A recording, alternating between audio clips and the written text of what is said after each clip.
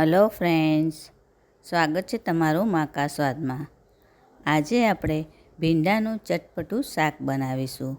Recipe પસંદ પડે તો ચેનલને સબસ્ક્રાઈબ કરવાનું બિલકુલ ભૂલતા નહીં અને બાજુમાં રહેલા બેલ આઇકનને પણ જરૂરથી પ્રેસ કરજો, જેથી તમને મારા નવા વિડીયોની નોટિફિકેશન મળતી રહે।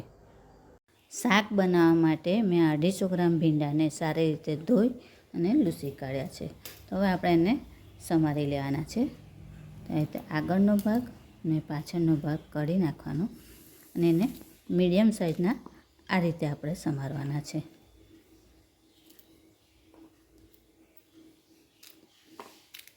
આ રીતે આપણે બધા ભીંડા સમારી લઈએ। ભીંડા આપણા સમારાઈ ગયા છે, તો હવે આપણે આગળની પ્રોસેસ કરીશું।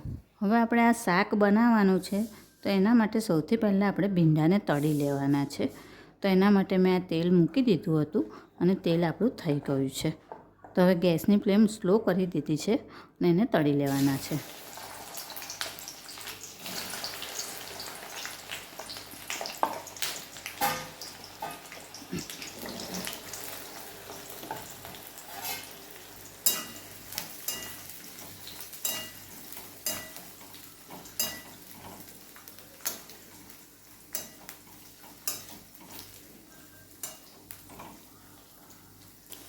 ત્રણેક મિનિટ થાય પછી ગેસની ફ્લેમને થોડીક મીડિયમ કરી દેવાની।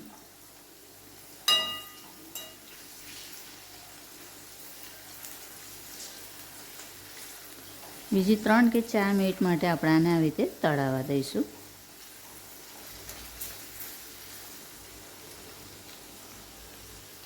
હવે ગેસની ફ્લેમ સ્લો કરી દેવાની। ભીંડા પણ આપણા તળાઈ ગયા છે, લગભગ સોફ્ટ થઈ જાય અને એનો કલર પણ ચેન્જ થઈ જાય। હવે એને આપણે કાઢી લઈશું। થોડીક વાર આવી રીતે રહેવા દઈશું કાણાવાળા જારાથી, એટલે આપણે બધું તેલ નીકળી જાય।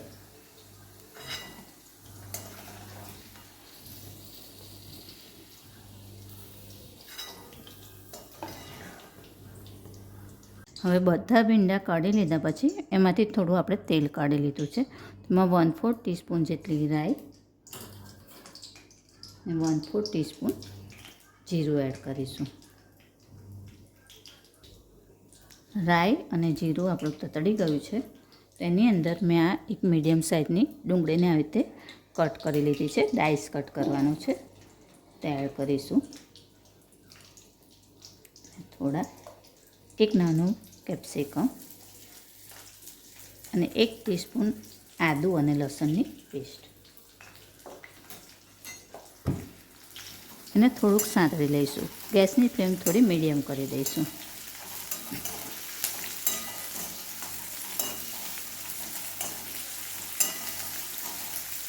અને બહુ નથી સંતળાવા દેવાનું, સોફ્ટ નથી કરવાના આપણે।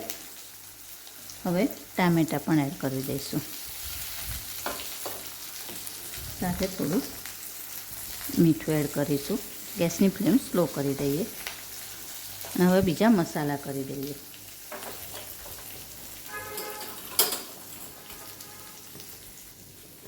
એક ટીસ્પૂન લાલ મરચું,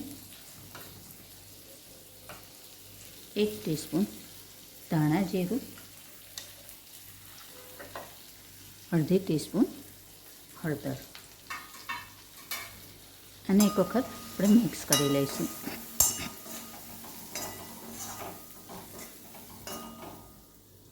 અને જે આપણે ભીંડા તળીને રાખ્યા હતા એ એડ કરી દઈશું।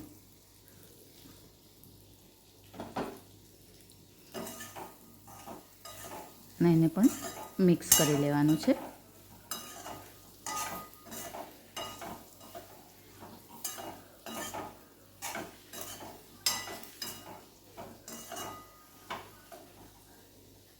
હવે આને ઢાંકીને આપણે 5 મિનિટ માટે થવા દઈશું।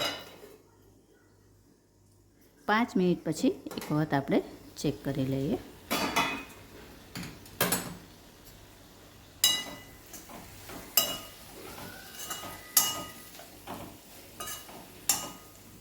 લગભગ આપણું શાક થઈ ગયું છે, તો એમાં છેલ્લે આપણે 1/4 ટીસ્પૂન જેટલો આમચૂર પાવડર એડ કરીશું।